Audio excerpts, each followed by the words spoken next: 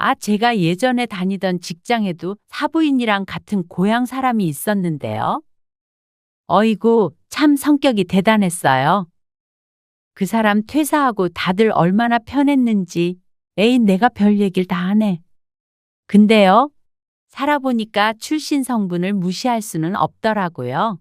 그러세요. 근데 그게 지역적인 문제는 아니죠. 사람 성격이 다 제각각이니까요. 제 경험으론 그랬다고요. 근데 사부인은 그쪽 지역 사람답지 않네요. 네? 아무튼 좀 의외네요. 차분하신 것 같아요. 원래 그쪽 사람들은 다혈질의 뒤통수를 잘 친다고 그러잖아요. 근데 명은이도 나중에 우리 현우 배신 때리고 그러진 않겠죠? 오늘 이야기 속 주인공은 58세 신경숙 씨입니다. 그리고 그녀의 딸과 예비 사돈에 관한 이야기이죠. 신 씨의 큰딸은 결혼을 앞두고 있었습니다. 각자 서로의 집에 방문해서 인사도 했고, 신 씨도 예비 사위가 마음에 들었고, 상대방도 신 씨의 딸을 무척 예뻐한다고 들었었죠. 하나 있는 딸이 좋은 남편 만나서 새로운 가정을 꾸려서 살 것이라고 생각했습니다. 상견례 전까지만 하더라도 말이죠.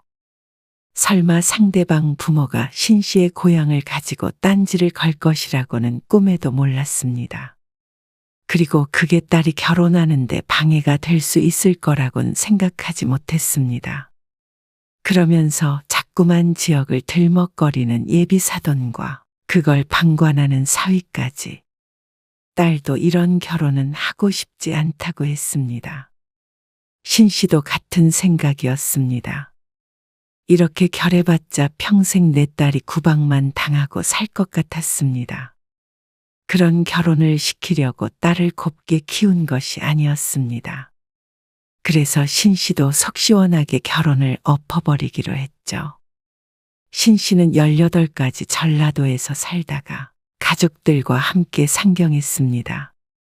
그리고 그때부터 쭉 서울에 살았습니다. 여전히 말투에서 지역을 유추해 볼 수 있었지만 더 오래 산 곳은 서울이었습니다. 40년 가까이 되었죠. 신 씨는 20대 중반에 남편을 만나 결혼을 했습니다. 그리고 예쁜 딸을 둘 낳았습니다. 그중 첫째가 오명은이었습니다. 올해 30세가 되었습니다. 두 딸 모두 서울에 있는 상위권 대학을 나와서 현재는 대기업에 다니고 있었습니다. 그리고 남편의 사업이 잘 돼서 먹고 살만하니 신 씨는 걱정거리가 별로 없었습니다. 엄마, 어디야? 어디긴? 카페에 있지. 5시에 퇴근해? 응. 왜? 나 오늘 퇴근하고 잠깐 집에 가려고 하지. 아빠 오늘 일찍 퇴근하시나? 글쎄. 7시쯤 오면 될 것 같은데? 알겠어요. 저녁 먹으러 갈게요. 명희도 오라고 했어. 큰딸과 전화를 끊고 신 씨는 주변 정리를 했습니다. 신 씨는 결혼 후 전업주부로 살다가 6년 전부터 직원 하나를 두고 작은 카페를 운영하고 있었습니다. 큰 돈벌이는 안 되어도 삶의 활력이 생기고 좋았습니다. 돈 벌어서 가끔 남편과 딸에게 용돈을 주는 재미도 있었죠. 저녁에 집에 온 딸을 신씨 부부가 반갑게 맞았습니다. 딸들이 독립해서 산지 2년 정도 되었는데 가끔 이렇게 집에 찾아올 때면 늘 기뻤죠. 그런데 딸이 전한 소식에 신씨 부부는 깜짝 놀랐습니다. 나 결혼하려고요. 뭐? 결혼? 언니 결혼한다고. 딸이 올해로 30이 되긴 했지만 요즘 시대엔 결혼하기에 조금 이른감이 있는 나이였습니다. 직장에서 만나서 2년 정도 사귄 남자친구가 있는 건 신씨도 알고 있었습니다. 그런데 벌써 결혼 얘기가 오갈 줄은 몰랐습니다. 신씨는 그 친구를 한 번도 만난 적이 없었습니다. 예전에 남편이 딸을 데려다 주며 한 번 마주쳤다는데 얼굴을 잠깐 보고 인사만 한 정도였습니다. 다만 인상은 좋더라는 얘기를 했죠. 얼떨떨하긴 했지만 신씨 부부는 진심으로 딸을 축하해 주었습니다. 그리고 얼마 뒤에 딸에게서 남자친구의 집에 인사를 다녀왔다는 말을 들었습니다. 어땠어? 그전에도 2번 정도 뵌 적이 있어서. 근데 결혼한다니까 엄청 좋아하셨어. 정말? 그 부모님은 어떤 거 같아? 아직 잘 모르겠는데. 글쎄, 평범하셔. 자고로 평범한 것이 가장 어려운 일이었습니다. 어쨌거나 딸을 좋아했다는 말에 안심이 됐습니다. 그리고 고개를 끄덕였죠. 내 딸이지만 참 똑똑하고 예쁜 아이였습니다. 마음씨도 고와서 틀림없이 어떤 부모든 마음에 들어할 것이라고 생각했습니다. 그리고 얼마 뒤에 딸의 남자친구가 집으로 찾아왔습니다. 약속 날짜를 잡은 날부터 신씨는 준비를 단단히 했습니다. 집에서 식사를 대접하기로 했는데 제대로 차려주고 싶어서 요리 연습까지 할 정도였습니다. 마음이 두근두근 했습니다. 딸이 2년간 만난 걸 보니 당연히 신씨의 마음에도 들 거라고 생각했습니다. 그리고 당일이 되었을 때 즐거운 마음으로 예비사위를 맞이할 수 있었습니다. 어서 와요. 안녕하세요. 처음 뵙겠습니다. 오느라 고생했네요. 아닙니다. 식사 전이죠? 차린 건 별로 없는데. 어서 앉아요. 아, 엄청 준비 많이 했네. 얘는 별거 아니야? 차린 상을 보니 딸도 남자친구도 놀란 눈치였습니다. 그렇게 자리에 앉아서 식사를 시작했습니다. 입맛에는 맞아요? 네. 진짜 맛있어요. 그래서 결혼은 언제쯤 하려고요? 내년 봄 생각하고 있습니다. 말씀 편하게 하세요. 그럼, 그럴까? 그런데 대화를 하면 할수록 경직됐던 분위기는 풀렸지만 어쩐지 딸의 남자친구가 자꾸만 자신을 쳐다보는 것 같았습니다. 왜요? 뭐가 입맛에 안 맞아요? 그러니까 손사래를 쳤습니다. 아니에요. 정말 맛있어요. 그 뒤부턴 다 같이 즐겁게 식사를 했습니다. 남편과 예비사위는 같이 술도 한 잔 기울이며 대화를 나눴습니다. 제가 꼭 명은이 행복하게 해주겠습니다. 그래? 둘이 오순도순 잘 살아봐. 힘든 일이 있어도 서로 의지하고. 결혼이 별거 없어. 서로 같은 편이 되는 게 결혼이지. 네. 명심하겠습니다. 도움 필요한 일 있으면 언제든지 얘기하고. 딸도 그 모습을 기분 좋게 보고 있었습니다. 작은 딸도 언니의 결혼 소식에 한동안 들떠 있었습니다. 형부 생길 거 생각하니까 좋네. 뭐가 좋아? 맛있는 거 많이 사달라고 그래야지. 너는 그래서 좋은 거야? 당연하지. 원래 처제사랑은 형부야. 싱거운 농담에 신씨도 웃고 말았습니다. 그리고 일주일쯤 후에 상견례 날짜를 잡기 전에 딸과 대화를 하다가 집 얘기가 나왔습니다. 현우 씨 집에서는 많이 지원은 못 해주시는 상황이래. 3천 정도. 현우 씨가 모은 돈 1억 있고. 그러면서 딸이 상대 부모처럼 3천만 원만 보태주면 그 안에서 알아서 결혼을 하겠다고 했습니다. 자신이 모아둔 돈도 있다며 말이죠. 그 말에 남편이 고개를 가로저었습니다. 돈 문제는 너무 염려 말어. 너희가 신혼집 알아보면 부족한 돈은 엄마 아빠가 채워줄 테니까. 네가 모은 돈은 가지고 있다가 비상금 필요할 때 쓰고. 그러자 딸이 무척 미안해했는데 남편은 오히려 딸을 위해서라면 어떤 지원도 아깝지 않다는 입장이었습니다. 결혼해도 효도할게요. 엄마, 아빠. 아이고 너희 결혼해서 싸우지 않고 탈 없이 행복하게 사는 게 효도야. 그리고 명의도 똑같이 해줄 거니까 너무 부담 가질 필요도 없어. 알았어요. 고맙습니다. 그리고 얼마 뒤에 상견례 날짜가 잡혔습니다. 사위를 소개받을 때와 마찬가지로 무척 떨렸습니다. 신 씨의 남편도 평소답지 않게 긴장한 듯 보였습니다. 평소보다 신경 써서 잘 차려입고 나간 자리. 첫인상은 나쁘지 않았습니다. 그리고 신 씨의 딸을 바라보는 눈빛이 따뜻해서 신 씨의 마음도 덩달아 따뜻해지는 것 같았습니다. 안녕하세요. 네. 안녕하세요. 반가워요. 서로 인사를 하고 마주 앉았습니다. 남자들은 술을 한잔 하겠다고 했고 신 씨는 안사돈과 좀 더 인사말을 주고 받았습니다. 그런데 몇 마디 나눈 뒤 안사돈이 신 씨에게 뜬금없이 물었습니다. 그런데 혹시 고향이 어디세요? 아무래도 말투 때문에 그런가 싶었습니다. 어린 시절에 그쪽 지역에서 살았으니 사투리가 쉽게 바뀌지 않았습니다. 이전보다 서울 말씨가 섞이긴 했지만 그래도 몇 마디 들으면 신 씨의 고향을 유추할 수 있었죠. 아, 저 전라도예요. 전라도요? 나는 정말 몰랐네. 명은이가 고향이 전라도예요? 저희 딸이요. 네. 사투리를 전혀 안 쓰네요. 그래서 서울 사람인 줄 알았어요. 아, 딸들은 둘 다 서울에서 나고 자랐어요. 서울 사람이죠. 그리고 저도 고향은 그쪽이긴 한데요. 서울에서 훨씬 오래 살긴 했죠. 신 씨가 웃으며 대답했습니다. 그런데 이번엔 남편의 고향을 물었습니다. 저는 서울입니다. 남편은 서울 토박이었습니다. 대답을 들은 안사돈의 표정이 오묘하게 변하는 것을 보자 신 씨는 의아한 마음이 들었습니다.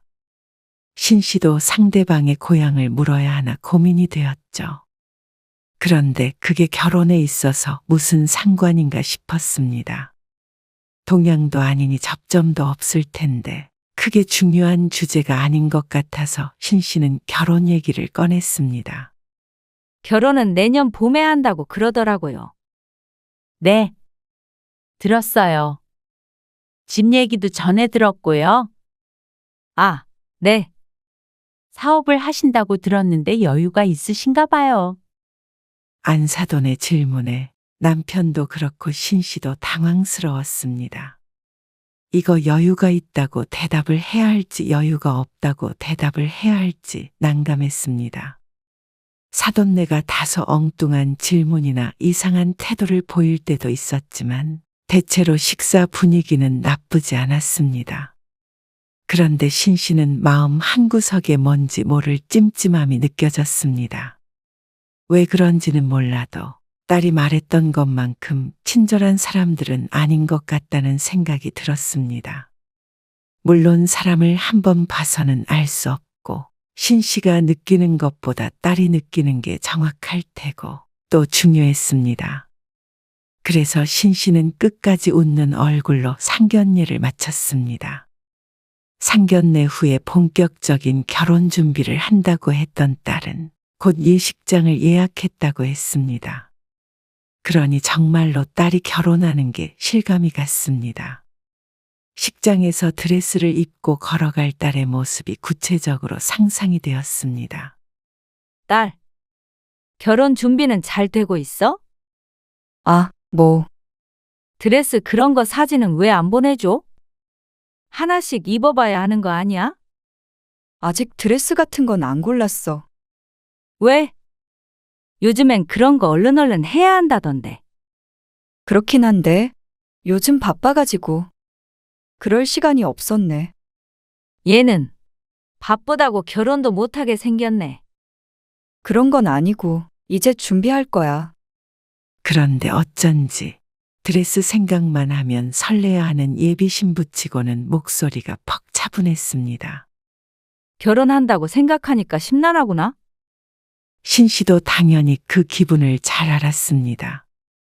막상 결혼을 준비하다 보면 정말로 결혼하는구나 싶어서 두렵기도 하기 마련이었습니다. 그러자 큰딸이 깊은 숲을 내쉬었습니다. 원래 그래. 엄마도 그랬어. 그래? 그럼 그렇게 딸과 한참을 통화했습니다. 대부분 신 씨가 딸을 달래고 위로하는 듯한 대화가 오갔습니다. 그런데 2주쯤 지났을 때 작은 딸에게서 황당한 전화를 한 통 받았습니다. 아니, 황당하기보다는 기가 막히고 화가 나는 일이었죠. 엄마, 언니한테 아무 얘기 못 들었어? 무슨 얘기? 결혼에 대해서? 아, 네 언니 좀 우울한 것 같긴 하더라고. 결혼 다가오니까 좀 싱숭생숭한가 봐. 그런데 작은 딸이 신 씨의 말을 부정했습니다. 그리고 무척 흥분한 채로 말했습니다. 나도 그런 줄 알고 있었거든. 그래서 어제 언니랑 저녁에 만났어. 내가 언니한테 맥주 한잔 하자고 했어. 근데 그쪽 집에서 언니한테 뭐라고 한 줄 알아? 왜? 무슨 일 있어? 그제서야 무슨 심각한 일이 있구나 싶었습니다. 단순히 결혼을 앞둔 신부의 우울 증세가 아니었습니다. 자꾸 고향이 전라도가 어쩌고 저쩌고 하면서 계속 뭐라고 하나 봐. 뭐? 전라도가 왜 나와 갑자기? 무슨 이야기 흐름인지 짐작이 안 갔습니다. 그거 가지고 뭐라고 할 것이 뭐가 있으며 애초에 딸의 고향은 전라도도 아니었습니다. 그러니까 나도 황당한 거야. 엄마 고향이 전라도면 너도 전라도 출신이다 이러면서 전라도 사람들이랑은 원래는 얽히면 안 되는데 아들이 원하니까 어쩔 수 없이 시킨다는 식으로 얘기했대. 뭐? 기가 막혀서 제대로 된 대꾸가 나오지 않았습니다. 이게 다 무슨 소린가 싶었습니다. 정확하게 그렇게 말했대? 몰라 정확하든 안 하든 어쨌거나 그런 내용인 건 맞지? 작은 딸이 대단히 흥분해서 말하는데 신 씨도 눈앞이 깜깜해지는 것 같은 기분이었습니다. 딸에게 대놓고 욕한 건 아니어도 지역 때문에 못마땅해하는 건 분명한 듯했습니다. 너무 놀랐습니다. 설마 하니 상견례 때 고향을 꼬치꼬치 캐물었던 것이 이러려고 그랬나 싶었습니다. 어쩌면 그런 일이 있니? 신 씨가 내일 모레 60이 되지만 여태껏 이런 일은 처음이었습니다. 주변에 이런 사람은 없었습니다. 대부분은 그런가 보다 하며 신경을 쓰지 않았죠. 그게 아니라면 음식 잘하겠다는 말 정도는 들어본 적이 있었습니다. 그것 때문에 형부랑도 싸운 것 같더라고. 그래서 언니가 요즘에 이상했던 거야. 아니 형부라고도 안 할래 이제. 속상해하는 작은 딸을 뒤로하고 신 씨는 큰 딸에게 전화를 해서 추궁했습니다. 그러니까 처음에는 별일 아니라고 하던 큰 딸이 풀이 죽은 목소리로 말했습니다. 상견례 이후로 안사돈의 태도가 180도 변했다고 말이죠. 어떻게 변했는데? 그전에는 그렇게 예뻐한다고 그랬는데 어떻게 나의 고향 때문에 바뀔 수 있는지 몰랐습니다. 그렇다고 막 괴롭히고 그러시는 건 아니야. 그냥 좀 느껴지는 게 있잖아. 말도 좀 그렇게 하시는 것 같고. 남자친구는 뭐라 그래? 현우 씨도 당황했대. 부모님이 전라도 싫어하는 건 알고 있었는데 설마 그게 문제가 될 거라고 생각 안 했다고. 전라도인 것도 인사 와서 처음 알았다면서. 아니, 당연하지. 결혼할 사람한테 부모 고향까지 말하니? 그러게. 그래서 그게 끝이야? 미안하다고는 하는데. 정말 웃겼습니다. 그게 그렇게 중요한 문제였으면 상견례 하기 전에 알아봐서 결혼을 못 시키겠다고 할 것이지. 왜 이제 와서 내 딸을 괴롭게 하는지 몰랐습니다. 이미 예식장까지 예약한 마당에 말이죠. 어이가 없기도 하고 속상해하는 큰딸 때문에 신 씨의 마음도 미어지는 듯 했습니다. 신 씨의 잘못은 아니었지만 내가 딸 결혼식에 걸림돌이 된 것 같은 기분이 들었습니다. 상견례 전까지만 하더라도 결혼을 환영했다고 했으니 말이죠. 하지만 신 씨가 출신을 바꿀 수도 없는 문제였습니다. 해결할 수 없는 일로 내 딸을 탐탁지 않아 한다니까 신 씨도 기분이 상당히 상했습니다. 대놓고 결혼을 반대하지는 않는다고 했지만 이렇게 결혼시키더라도 이게 언제고 문제가 될 수 있으니 말이죠. 살면서 두고두고 꼬투리 잡히지는 않을까 걱정이 되었습니다. 뭐, 내가 죄 지었어. 딸이 언성을 높이면서 신 씨의 기분을 풀어주려고 노력했습니다. 엄마도 너무 신경 쓰지 마. 엄마 탓도 아닌데 뭐. 내심 자신의 사투리 때문이라고 생각했던 신 씨의 머릿속을 읽은 듯 했습니다. 그래서 남자친구랑도 싸웠어. 그냥 뭐. 좀 속상해서 그랬지. 딸의 말을 들으니 생각이 많아졌습니다. 그리고 그 말을 들은 남편은 분개했습니다. 아니, 그런 사람들이 명훈이 시부모가 된다고 생각하면 피가 거꾸로 솟는 기분이야. 뭘 그 정도까지? 그 정도까지라니. 그렇게 몰상식한 사람들이 어디 있어. 뭐, 옛날에 전라도 사람이 돈 떼먹었나 보지. 아, 농담할 기분 아니야. 이런 결혼 어떻게 시켜? 남편은 신씨만큼이나 심란해했습니다. 근데 그것 때문에 결혼 못 시키겠다고 하는 그런 상황은 아니래 또.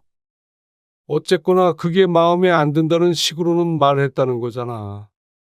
그렇긴 하지. 신씨가 한숨을 쉬며 대답했습니다.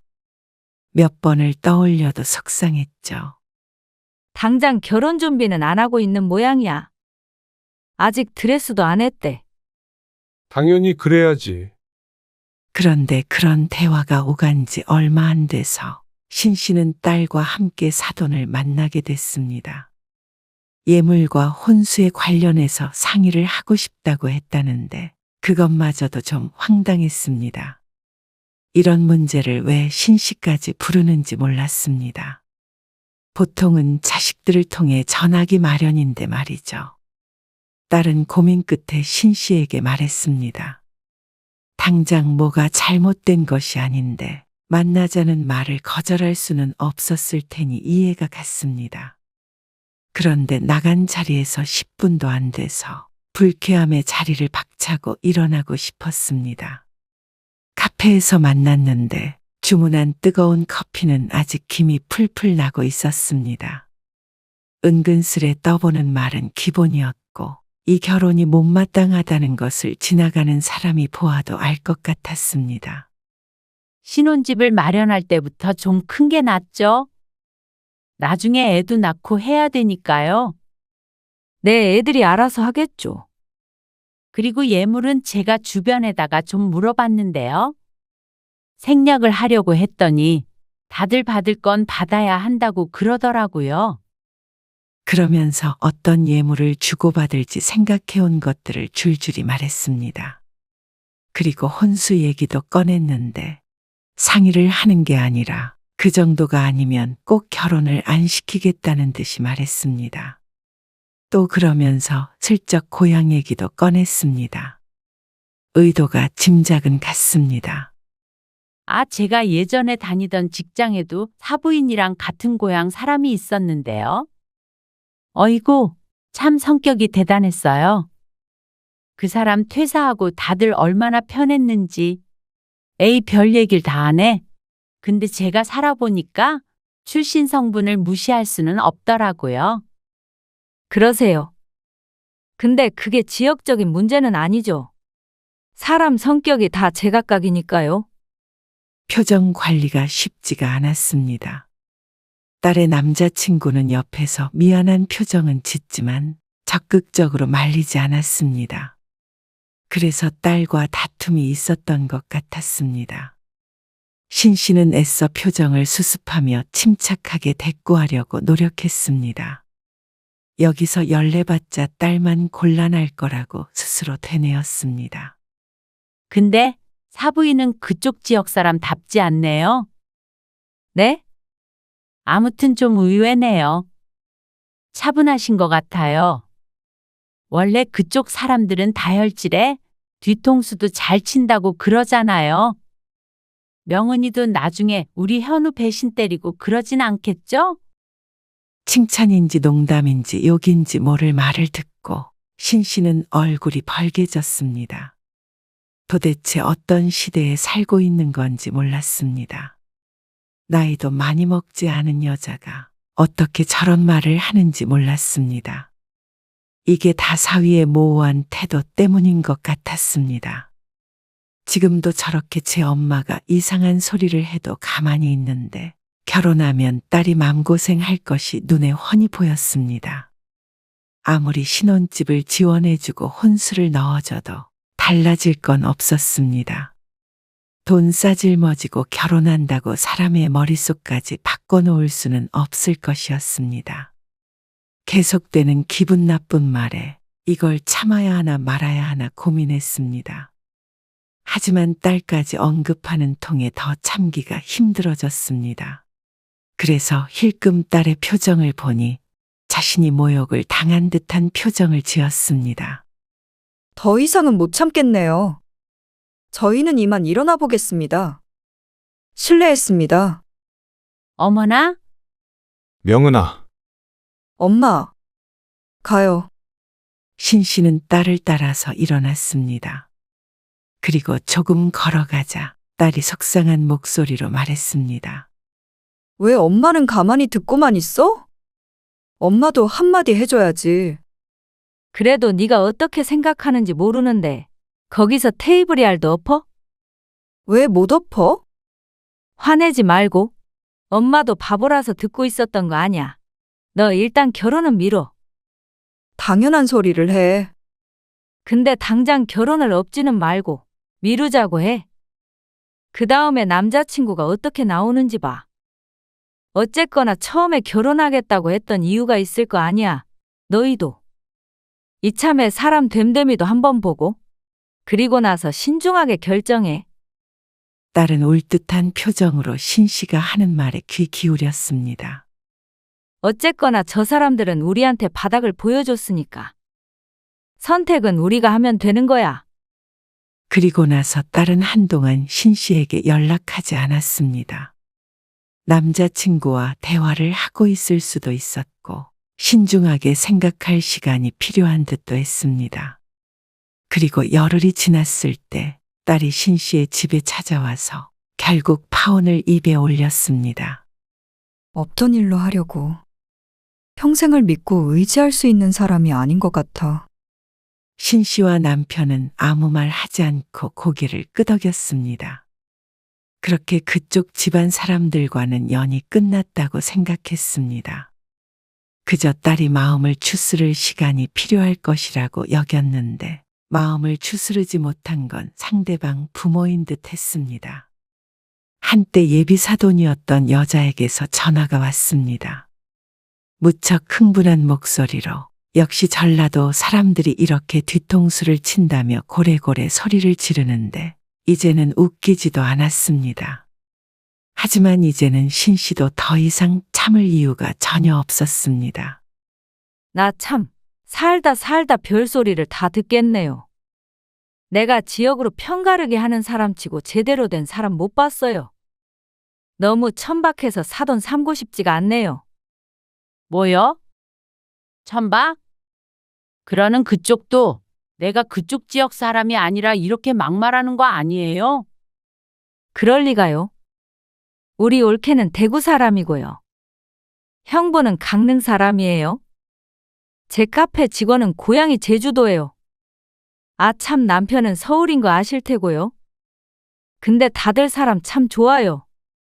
저랑 엄청 잘 지내고요. 전혀 지역은 문제가 안 되는데요. 그러자 말문이 막힌 듯 했습니다. 실제로 신 씨는 상대 부모가 신 씨를 배척하는 이유가 지역 탓은 아니라고 생각했습니다. 그냥 이런 사람은 이런 성격일 뿐이었습니다. 신 씨는 그렇지 않은 사람들을 훨씬 많이 알고 있었습니다. 그렇다고 결혼을 엎어요? 마음에 맞는 사람들끼리 가족돼서 살아도 고부지간이라는 게 그렇잖아요. 늘 갈등이 생길 수 있는 사이인데 결혼 전부터 내 딸 잘못이 아닌 걸로 그런 소리를 하면 뭘 믿고 제가 결혼을 시키나요? 저들이 좋아서 결혼한다고 그런 거지. 제가 억지로 떠밀었나요? 근데 예식장도 예약해놓고는 이제 와서 일방적으로 파혼하는 건 좀 당황스럽네요. 저들끼리 좋았다가 이제는 싫어질 수도 있는 거죠. 남녀 사이라는 게 다 그런 거 아니에요? 그리고 예비장모랑 와이프가 그런 얘기 듣는데도 가만히 있는 거는 저도 사윗감으로 좀 그렇네요. 그래도 내 딸이 좋다면 허락해 주려고 했더만 싫다는데 어쩔 수 없죠. 뭐라고요? 역시 그쪽? 또 지영 얘기하려고요? 참, 그쪽이 나랑 결혼할 것도 아니고 왜 남의 고향 갖고 이 난린지 모르겠네요. 혹시라도 그쪽 지역 사람한테 돈 떼먹히셨으면 아무쪼록 잘 해결 보시길 바래요. 그리고선 대답을 듣지 않고 전화를 끊었습니다. 마지막 말에 열불이 났는지 계속해서 전화를 걸었지만 어제는 받을 이유도 없는 전화였습니다. 아무 사이도 아닌 남일 뿐이었죠. 신 씨는 가슴을 쓸어내렸습니다. 파혼하길 참 잘했다 싶었습니다. 이런 사람이 내 딸의 시모가 됐을 거라고 생각하니 모골이 송연했습니다. 억지로 그런 사람에게 비위를 맞추며 살 필요는 없었습니다. 신 씨의 딸이 그 정도로 못나지 않았습니다. 아직 30인데 결혼은 급한 일도 아니었고 찾아본다면 더 좋은 자리는 훨씬 많았습니다. 같은 회사라서 조금 힘들긴 하겠지만 결혼해서 평생 힘든 것보다는 훨씬 나았습니다. 남편도 잘했다며 신 씨와 똑같은 반응을 보였습니다. 나중에 작은 딸에게 들어보니 그쪽에서 큰 딸에게도 어지간하게 전화를 해댄 모양이었습니다. 이쪽에서 결혼을 깰 줄은 몰랐던 듯 했죠. 뒤늦게 아쉬운가 보다 생각했습니다. 당연했습니다. 내 딸 일이니 우리가 상대에게 맞추려고 많이 노력했지만 객관적으로 보자면 절대 신신애가 아쉬울 것 없는 결혼이었습니다. 예쁘고 잘난 내 딸도 내 딸이었고 아들 결혼에 삼천 보태겠다는 그쪽 부모를 생각하면 다들 납득할 것이었습니다.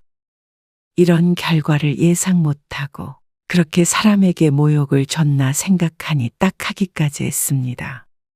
어리석은 것에는 약도 없었죠. 다음 달에 본 큰딸의 안색은 생각외로 밝았습니다. 뭔가 초연해진 듯한 느낌도 나는 것이 이 기회에 조금 성숙해진 것 같기도 했습니다. 딸이 잘 지내니 신 씨도 그제서야 마음을 놓았습니다.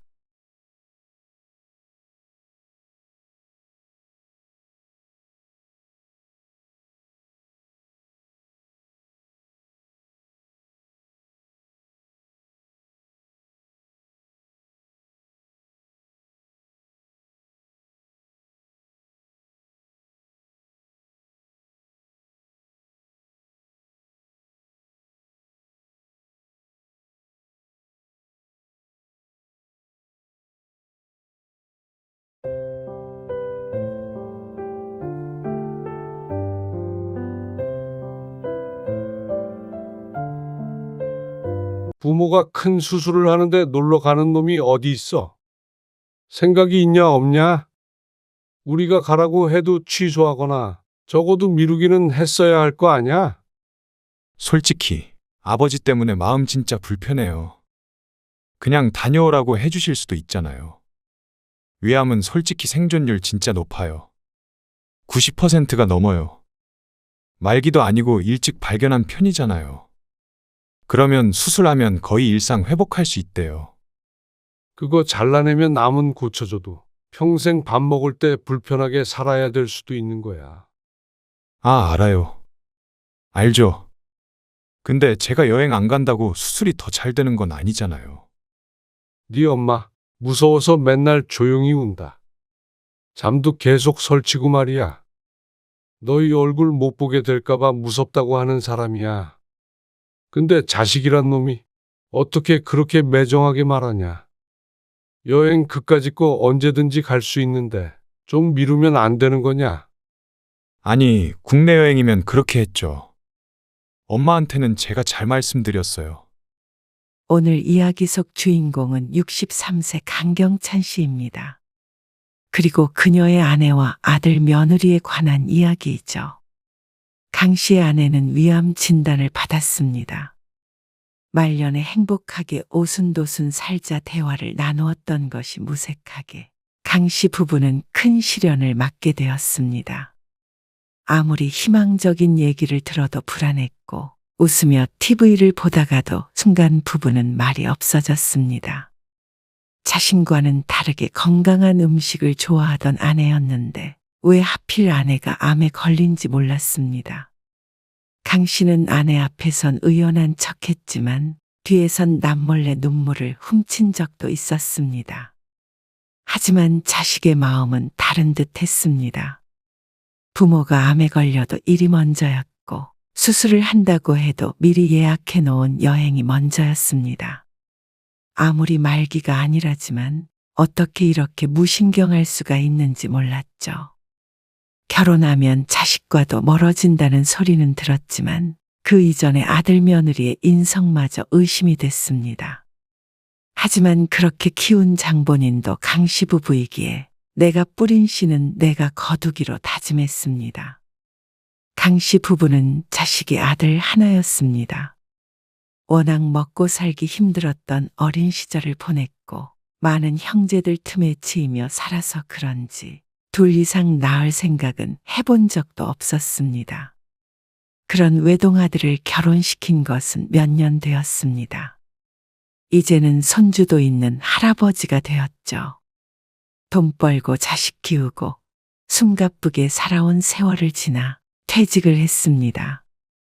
그래서 아내와 함께 좋은 것 보고 맛있는 거 먹으러 다니며 그렇게 노후를 보낸 지는 불과 1, 2년 정도밖에 되지 않았습니다.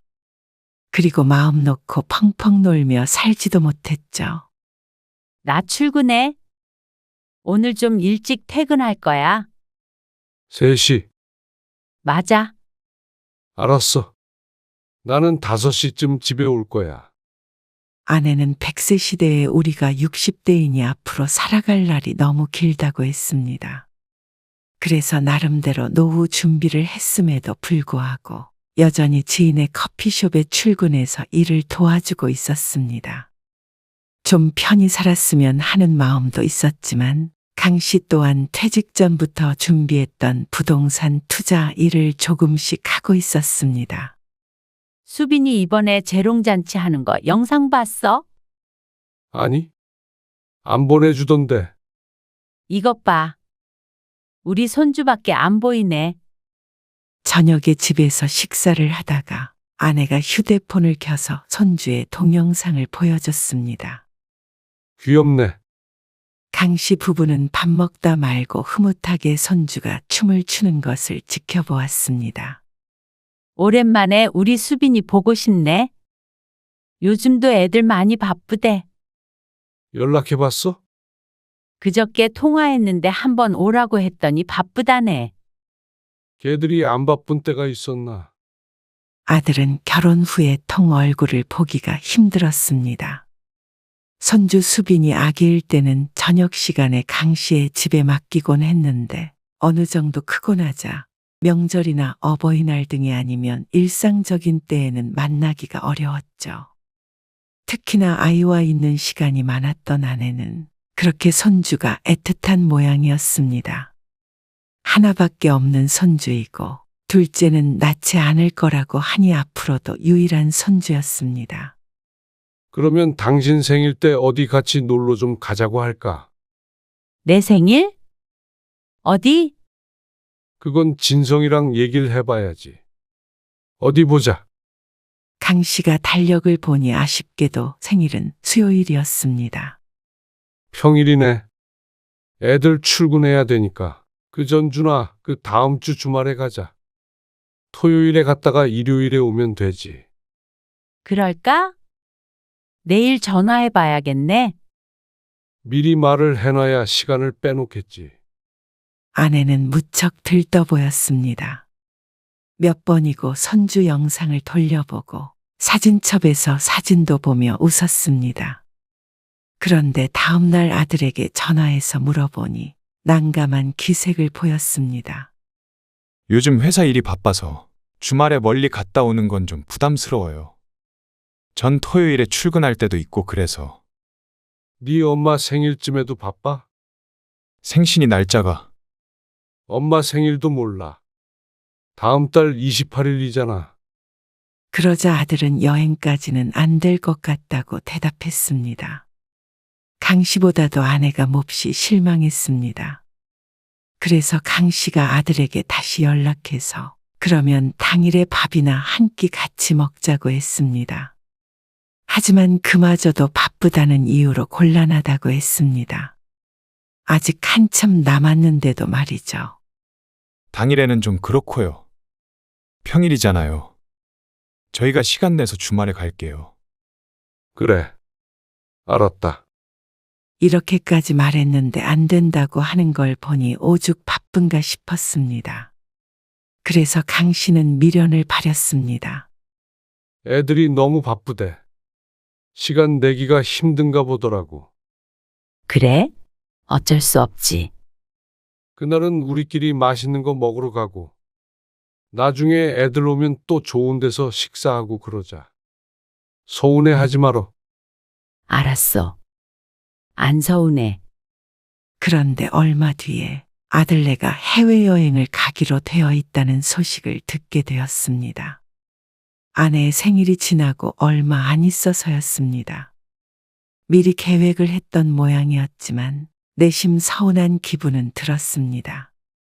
그렇게 바빠서 주말에 여행도 못 가고 평일에 밥 한 끼도 못 먹는다더니 며칠 동안 쉬어야 하는 해외여행은 간다는 말이었습니다. 아내도 그 말을 듣고는 겉으로 표시는 안 했지만 상심하긴 한 모양이었습니다. 가끔씩 허공을 보며 한숨을 쉬기도 하고 외롭다는 말을 하기도 했습니다. 남편이 있는데도 외롭다는 걸 보면 자식 때문인 것 같았죠. 그러던 어느 날이었습니다. 밥 먹어요. 나 혼자 먹어? 아내가 불러 부엌에 갔더니 밥이 하나밖에 없었습니다.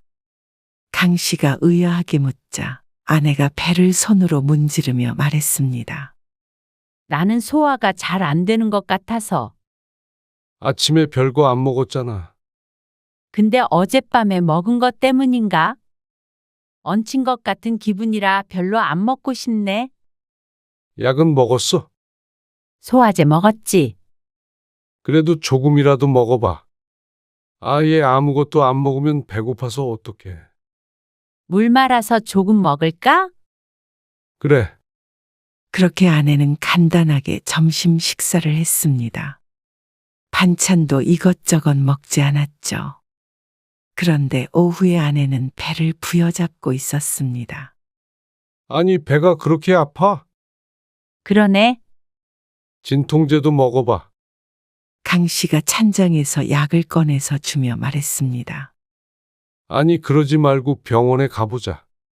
무슨 병원이야? 약 먹고 좀 쉬면 되겠지? 위험이면 진통제로 안 돼. 그건 아닌 것 같아. 뭐 먹고 얹힌 것 같아? 그런데 그 뒤로도 아내는 종종 식사를 하면 배를 움켜잡곤 했습니다. 그래서 결국 며칠 뒤에 아내를 끌고 병원에 갔죠. 아무튼 그 고집 때문에 고생만 했잖아. 어차피 올 병원인데 진작 왔으면 덜 아팠지. 금방 나을 줄 알았지 뭐. 위험이나 위궤양일 거라고 생각하고 다소 가벼운 마음으로 내시경을 했습니다. 그런데 내시경 결과 암일 가능성이 있다고 조심스레 말하는 의사의 말에 머리가 고장난 듯 생각을 이어갈 수가 없었습니다. 아내를 보니 놀란 얼굴을 하다 갑자기 눈시울이 붉어졌습니다. 겁에 질린 것이 눈에 훤히 보였죠. 의사 선생님, 뭐가 잘못된 것 같은데요. 저희 아내가 평소에 고기 이런 것도 잘 안 먹어요. 나물 좋아하고요. 아직 확실한 건 아니고요. 조직 검사를 해봐야 해요. 아닐 가능성도 충분히 있습니다. 그 말에도 강 씨 부부는 안심할 수 없었습니다. 조직 검사를 한다는 것 자체가 문제가 있다는 말이었으니 말이죠. 그런데도 강 씨는 의연해야 했습니다. 아내의 상태를 보니 곧 땅굴이라도 파고 들어갈 것처럼 절망에 차 있었습니다. 위궤양 같은 거겠지. 당신이 무슨 암이야? 그리고 의사도 혹시나 해서 검사해보는 거라고 했잖아. 강 씨는 조직 검사 결과를 기다리며 아내를 달랬습니다.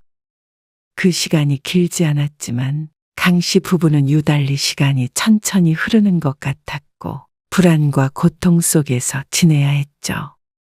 아내는 이미 암에 걸린 것처럼 가끔 눈물을 비추기도 했습니다. 아내는 속이 좀 안 좋은 걸 제외하고는 다른 증상이 없었습니다. 강 씨는 밤마다 누워서 휴대폰으로 위암에 대해 검색을 해보았습니다. 근데 발견하기 전까지 별다른 증상이 없는 것은 대부분 그런 듯 했습니다. 그리고 아내가 없을 때 지인에게 전화해서 이것저것 물어보기도 했습니다. 아내가 암이 아닐 거라는 희망을 갖고 싶어서였는데 결국 얼마 뒤에 아내는 위암 진단을 받았습니다. 강 씨는 낙담했지만 그래도 그 안에 희망은 있었습니다. 수술도 할 수 있고 진행이 많이 되지 않은 것으로 여겨진다고 했습니다. 내시경상 전이되었을 가능성도 낮다고 했죠. 위는 일부 절제해야 하겠지만 완치율이 높다고 했습니다. 그 외에도 눈물을 흘리는 아내에게 의사는 좋은 얘기를 많이 해줬습니다. 강 씨는 혹시 몰라 의사가 하는 말을 휴대폰으로 전부 녹음해 두었습니다. 친절한 의사를 만나서 참 다행이라고 생각했죠. 강 씨는 남몰래 가슴을 쓸어내렸습니다. 그래도 속이 안 좋았을 때 병원에 와본 게 불행 중 다행이었습니다. 만약 계속 소화제만 먹고 버텼다가 더 늦게 발견됐다면 어땠을까 떠올리자 아찔했습니다. 천만다행이야, 여보. 내가 알아보니까 의사 선생님 말씀처럼 완치율이 엄청 높다고 그러더라고. 우리나라가 위암 진짜 잘 고친대. 수술하다가 잘못되면 그럴 리가 있어. 그럴 리가 왜 없어. 왜 안 좋게 생각해? 우리보다 의사 선생님이 더 잘하시지. 괜찮을 거라고 그러셨잖아. 그건 그렇지만 자, 이거 다시 들어봐. 강 씨는 집에 와서도 의사가 한 말을 녹음했던 걸 다시 들려줬습니다. 마음을 추스른 상태에서 들으니 그래도 아내의 기분이 좀 풀리는 듯 했습니다. 강 씨는 쉬지 않고 아내에게 떠들었습니다. 내 친구 형섭이 있지? 얼마 전에 통화했는데. 당신도 기억하나? 20년 전쯤에 위암에 걸리셨었거든? 근데 지금 90세고 엄청 정정하셔. 그래? 정말로 하나도 걱정하지 마.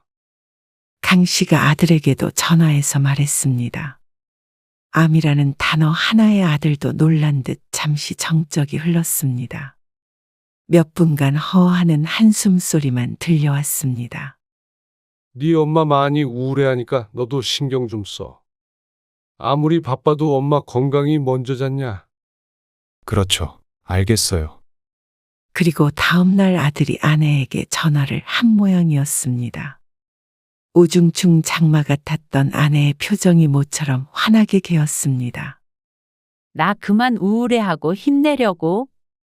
그래, 우리 수빈이 대학 가는 것도 봐야지. 당연한 소리를 해. 누가 들으면 시한부 선고 받은 줄 알겠어. 강 씨도 가벼운 투로 대꾸했습니다. 그리고 그날 이후로 아내는 하던 일을 잠시 쉬기로 했습니다. 계속해서 일을 하겠다는 아내를 말리며 당연히 그만두어야 된다고 생각했다가 강 씨는 생각을 고쳐먹었습니다.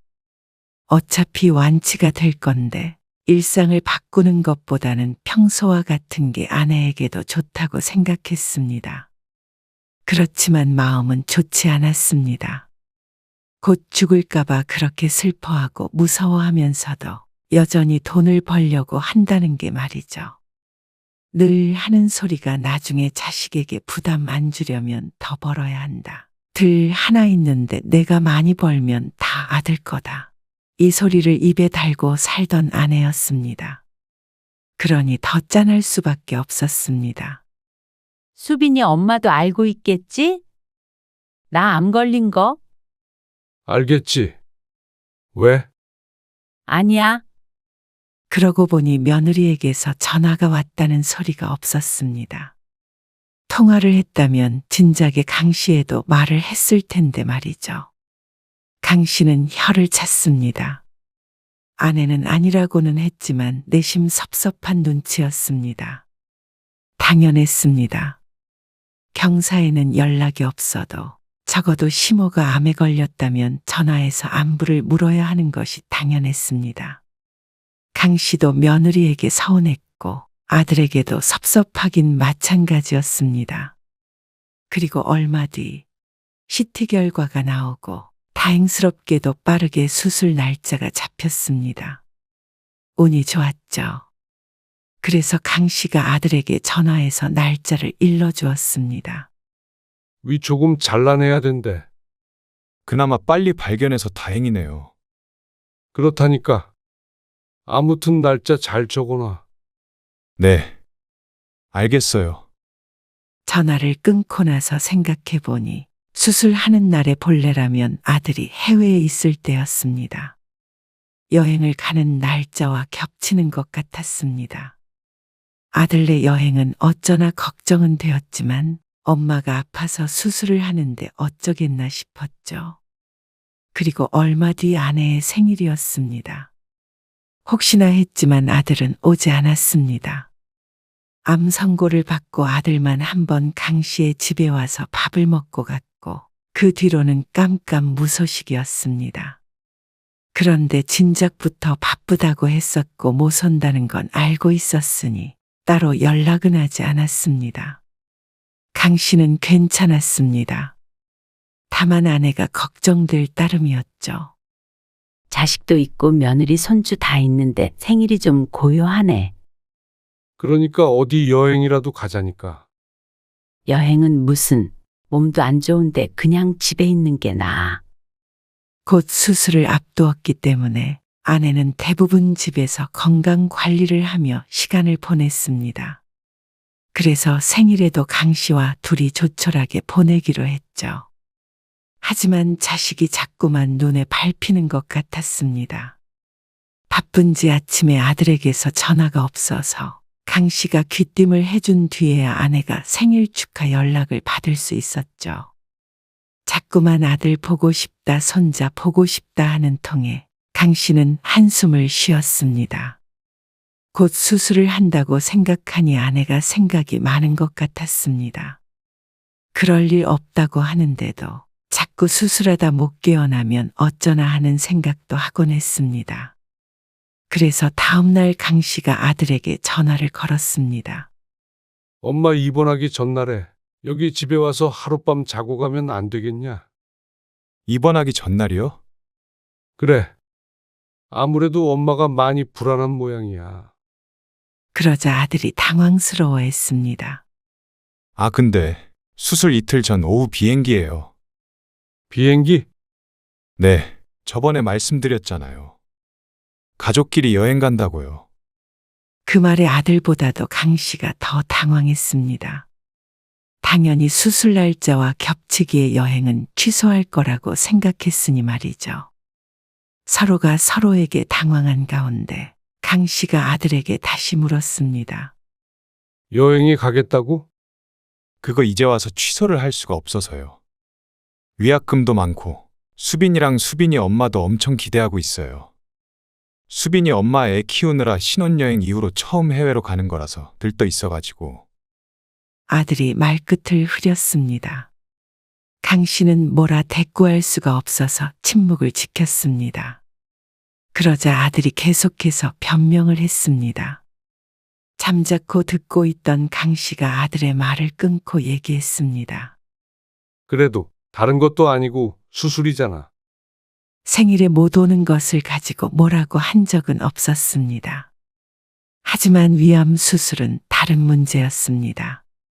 차라리 조금 미루면 어떠냐? 아, 그게 날짜를 미룰 수가 없어요. 취소했다가 다시 해야 되는데 위약금이. 위약금 내가 주마. 자꾸만 꺼내는 돈 얘기에 강 씨가 대꾸했습니다. 지금 그게 중요한가 싶었죠. 그러니까 아들도 더는 할 말이 없는지 곤란한 듯 대답했습니다. 일단은 알겠어요. 수빈이 엄마랑 상의해 볼게요. 전화를 끊고 강 씨는 한참을 심란함의 일이 손에 잡히질 않았습니다. 설마 아들네가 여행에 갈까 싶었습니다. 상의를 해본다고 했으니 아내에게는 굳이 얘기하지 않았습니다. 위약금이 얼마가 나온들 강 씨가 지불할 의사가 있었습니다. 그런데 수술이 다가오자 아들에게서 전화가 왔습니다. 휴대폰에 뜬 아들의 이름을 볼 때부터 불안했습니다. 그리고 역시나 아들은 기가 막힌 말을 했습니다. 오늘 아침에 엄마랑 통화했어요. 무슨 통화? 엄마가 저희 여행 다녀오라고 그러시던데요. 아내가 가지 말라고 붙잡을 리가 없었습니다. 그걸 또 아내에게 전화해서 가도 될지 상의를 한 건지 허락을 받은 건지 모르겠지만 어쨌거나 아들의 행동이 참 황당했습니다. 수술 끝나고 다음날 오전에 돌아오거든요. 오후에 병원으로 갈게요. 마음의 짐을 덜은 듯 아들의 목소리가 사뭇 가벼웠습니다. 금방 40 되는 놈이 생각이 이렇게 짧은지 몰랐습니다. 제 엄마가 걱정도 안 되는 모양이었죠. 입장을 바꿔서 아들이 위암 수술을 하는데 부모인 강 씨 부부가 해외여행을 간다고 하면 잘도 좋아하겠다 싶었습니다. 너 내가 위약금도 준다고 했잖냐? 그래서 엄마한테 말하니까 그냥 다녀오라고 하셨어요. 그걸 엄마한테 왜 전화를 해서 물어봐? 다녀오라는 소리가 듣고 싶었던 거 아니냐? 그건 아니고요. 강 씨는 이제는 화를 내지 않을 수가 없었습니다. 계속 참기만 하니 아들이 알아듣질 않는 것 같았습니다. 부모가 큰 수술을 하는데 놀러 가는 놈이 어디 있어? 생각이 있냐 없냐? 우리가 가라고 해도 취소하거나 적어도 미루기는 했어야 할 거 아냐? 그러자 아들은 오히려 한숨을 푹 쉬며 말했습니다. 솔직히 아버지 때문에 마음 진짜 불편해요. 그냥 다녀오라고 해주실 수도 있잖아요. 아들은 당연히 여행을 취소해야 된다고 생각하는 강 씨에게 불만이 있는 듯 했습니다. 그러면서 하는 소리가 강 씨의 가슴을 후벼 팠습니다. 위암은 솔직히 생존율 진짜 높아요. 90%가 넘어요. 말기도 아니고 일찍 발견한 편이잖아요. 그러면 수술하면 거의 일상 회복할 수 있대요. 어떤 사람은 맹장 수술이랑 비교하기도 하던데요. 어떤 정신 나간 놈이 위를 잘라내는 수술이랑 맹장 수술을 비교해? 아니, 말이 그렇다는 거죠. 그거 잘라내면 남은 고쳐줘도 평생 밥 먹을 때 불편하게 살아야 될 수도 있는 거야. 아, 알아요, 알죠. 근데 제가 여행 안 간다고 수술이 더 잘 되는 건 아니잖아요. 말문이 턱하고 막히는 기분이었습니다. 대단한 효자는 아니어도 이런 불효막심한 말을 하는 아들은 결코 아니었습니다. 그놈의 여행이 뭐라고 부모 수술날에도 곁을 떠나 있어야 하는지 도무지 이해할 수가 없었습니다. 어쩌면 이렇게 매정할 수 있는지 몰랐습니다. 네 엄마 무서워서 맨날 조용히 운다. 잠도 계속 설치고 말이야. 너희 얼굴 못 보게 될까봐 무섭다고 하는 사람이야. 근데 자식이란 놈이 어떻게 그렇게 매정하게 말하냐. 여행 그까짓 거 언제든지 갈 수 있는데 좀 미루면 안 되는 거냐? 아니, 국내 여행이면 그렇게 했죠. 엄마한테는 제가 잘 말씀드렸어요. 부모 속을 이렇게도 몰라주는 자식이었습니다. 아마 아내에게도 헛소리를 짓거렸을 것 같았습니다. 강 씨는 아내가 아들과 통화한 사실을 까맣게 모르고 있었죠.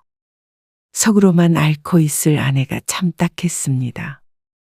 이런 걸 자식이라고 보고 싶다고 하는 아내이기 때문이었습니다. 다른 수술 같았으면 저도 안 가요. 근데 이건 잘못될 일 별로 없대요. 다녀와서 집 놓고 바로 병원으로 갈게요. 생존율이 가장 높은 게 위암이라는 아들. 그러니 걱정하지 말라고 위로하려는 게 아니고, 그래서 별거 아니라는 듯이 말하는 아들에게 화가 났습니다. 어떤 말로도 결정을 바꿀 것 같지 않아 강 씨는 더는 대화하지 않고 전화를 끊어버렸습니다. 이만 끊겠다는 말도 아까웠습니다. 그리고 나서 저녁에 아내에게 물어보니 아내가 괜찮다며 웃었습니다. 미리 예약한 거를 못 가게 하면 안 되지. 그 말에 강 씨는 가슴을 퍽퍽 내리치고 싶었습니다. 괜찮을 리가 없었습니다. 자식이 여럿인 것도 아니고 아내의 인생에서 가장 큰 수술이었습니다. 그리고 암이라는 게 얼마나 무서운 병인지 모르는 사람은 없었습니다. 강 씨는 아내보다도 자식 일이 무덤덤한 편이었지만 강 씨가 암에 걸린 상황이었더라도 아들의 말에 서러웠을 것 같았습니다. 그런데 아내 성격에 속이 문드러지지 않고 못 베길 것이었습니다. 그리고 아들은 정말로 아내가 수술한 날 오지 않았습니다. 기어이 여행을 간 모양이었습니다. 과연 맘 편히 여행을 즐길 수 있을까 싶었습니다. 그런데 매정하게 말하던 아들의 모습을 떠올리니 부모는 뒷전이고 좋은 시간을 보내고 있을 수도 있겠구나 싶었습니다. 강 씨는 더 이상 아들에게 기대하는 것도 없었습니다. 그냥 그런 놈이라고 생각하면 마음이 편했습니다. 수술실 앞에서 모니터를 보면서 기다리는데 강 씨의 애가 다 타서 없어지는 것 같았습니다. 다행히 수술은 잘 마쳤습니다. 걱정하지 말라던 의사의 말이 맞았습니다. 그리고 수술이 끝난 다음 날 아들이 며느리와 함께 찾아왔습니다. 피곤한 기색이 역력했습니다. 강 씨는 그 얼굴들이 보고 싶지 않아서 병실에서 나가 있었습니다. 면회 시간이 짧아서 금방 나왔지만 강 씨는 아들에게 아무 말도 하지 않았습니다. 며느리가 아내를 걱정하는 인사말을 강 씨에게 건넸지만 그조차도 대꾸하지 않았습니다. 그렇게 걱정이 되는 사람이 어떻게 시어머니가 암 진단을 받은 뒤로 전화 한 통 없었는지 묻고 싶었습니다. 아들도 눈치를 보며 세상 효자인 척 아내를 걱정했습니다. 하지만 강 씨의 마음은 이미 굳게 닫힌 뒤였습니다. 아들네가 돌아가고 아내를 보니 어쩐지 울적한 듯한 표정이었습니다. 자식이 왔는데 기쁜 표정을 짓지 않는 것은 처음이었습니다. 아프고 외로울 때 자식이 전혀 위로가 되질 않으니 어쩌면 당연했습니다. 어쩐지 아내도 머릿속이 복잡한 것 같았습니다. 그리고 퇴원하는 날도 아들은 전화가 없었습니다. 언제 퇴원한다고는 말을 했지만 생일도 기억 못하는 아들이 그걸 기억할까 싶었습니다. 얼마 뒤가 명절이었는데 강 씨 부부는 명절은 아들을 부르지 말고 건너뛰기로 했습니다. 집에 손님이 와도 맞이할 기운이 없기도 했고 자식과의 관계를 재정립해야 할 때라고 생각했습니다. 아내도 그런 강 씨의 말에 동의를 했습니다. 오지 말라고 하니 좋아서 명절에 처가와 놀러간 아들을 보고도 강 씨는 전혀 놀라지 않았습니다. 그리고 얼마 뒤에 강 씨가 아내에게 조용히 말했습니다. 집 이사 가자. 둘이 살기 좋은 곳으로 좀 크게 줄여서. 이사? 그래. 좀 더 한적한 곳으로 가도 되고. 그리고 가서 우리도 이제 다시 재밌게 살아보자. 더 멀리 여행도 가고 말이야. 그러자 아내가 잠시 생각에 빠졌습니다. 일도 당분간은 하지 말고 즐겁게만 살아보자. 우리도 이 나이에 일을 더 하려는 게 그놈 물려줄 생각을 해서 그렇지. 안 그러면 얼마든지 더 쓰면서 살 수 있잖아. 그러려고 평생 모았잖아. 그러자 아내가 조용히 고개를 끄덕였습니다. 큰일을 겪으니 달리 생각하게 되는 모양이었습니다.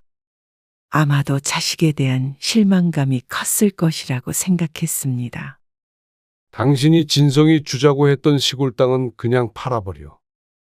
어차피 더 받자 오르지도 않을 건데.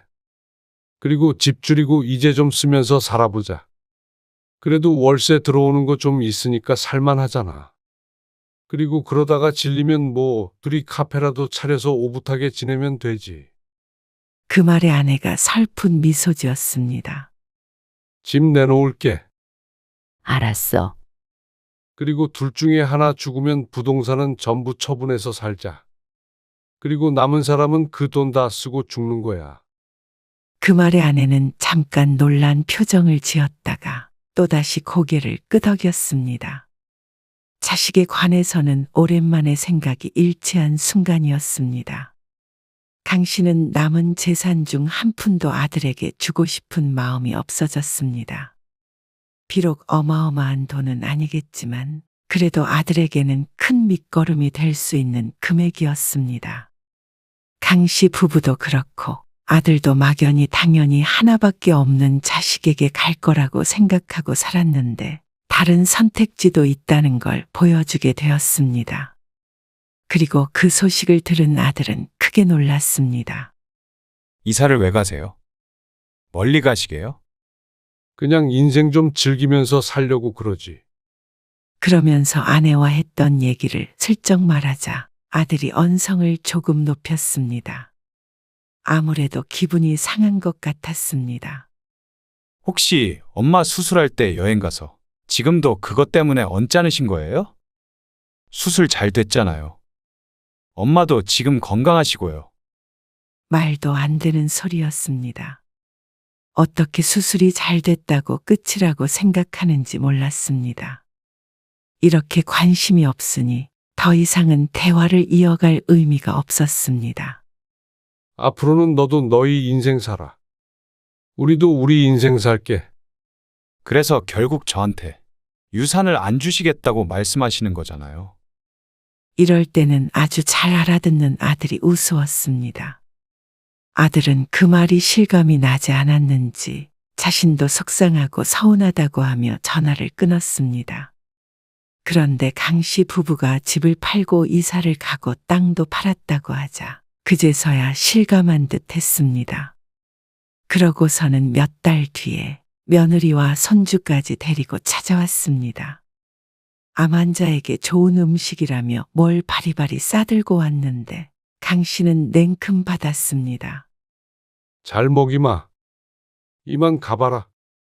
그러고는 거실에도 들이지 않고 쫓아버렸습니다. 암 환자에게 좋은 음식이라고 하니 거절할 이유가 없었습니다. 그리고 키워준 세월이 있고 결혼할 때 준 것도 많으니 이 정도는 받아도 할 말이 없을 것이었습니다. 그러자 아들은 망연자실한 눈빛으로 강 씨를 바라보았습니다. 며느리도 단단히 놀란 것 같았습니다. 뒤늦게 아들이 아내에게 사과를 했지만 이미 아내도 마음이 돌아선 뒤였습니다. 아플 때 인간관계가 정리가 된다고 하더니 거기에는 부모 자식 간의 관계도 포함이 되는 것 같았습니다. 강 씨 부부는 아들과의 관계를 다시 생각해 보게 되었습니다. 내리사랑이라는 말이 있지만 언제까지 그렇게 살고 싶지 않았습니다. 남은 인생 사랑만 내려주다 끝내고 싶지 않았습니다. 강 씨 부부는 이제는 건강관리 잘하며 본인들을 위한 삶을 살기로 했습니다. 아무리 보고 싶다고 해도 비싼 얼굴 잘 보여주지도 않는 자식은 이제 뒤로 하기로 했죠. 그리고 아들도 언젠가는 이 기분을 느끼지 않을까 생각했습니다.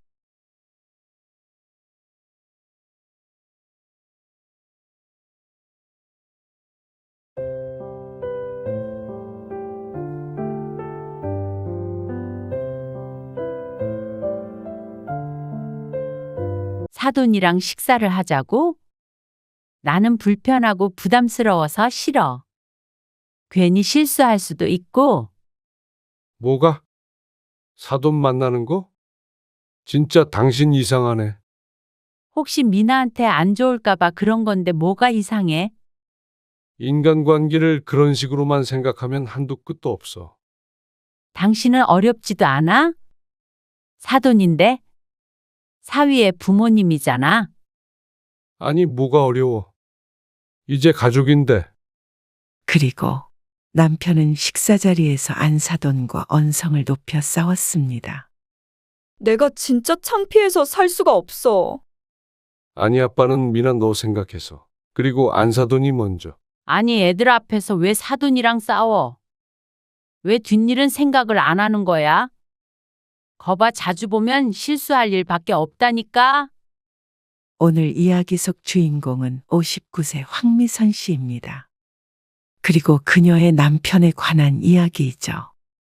황 씨의 남편은 사돈과 친구처럼 지내고 싶은 로망이 있는 사람이었습니다. 딸의 결혼 얘기가 나오기 전부터 그랬고, 주변의 만류에도 불구하고 실제로 실천하기도 했습니다. 황 씨는 사돈지간은 잘해도 본전인 관계라고 생각했습니다. 작은 실수라도 하면 딸에게 피해가 갈까봐 몸을 사렸는데 남편은 그런 황 씨를 냉정하다고 비난했습니다. 그러면서 사돈과 자꾸만 식사 약속을 잡고 여행까지 가고 싶어 하는 남편. 황 씨는 그러다 크게 관계가 잘못될까봐 불안했습니다.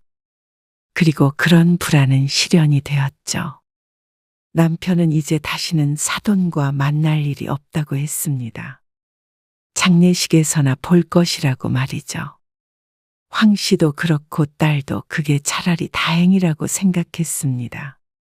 남편의 로망을 지키려다가 딸의 가정을 깨트릴 뻔한 황 씨 부부는 크게 후회했습니다.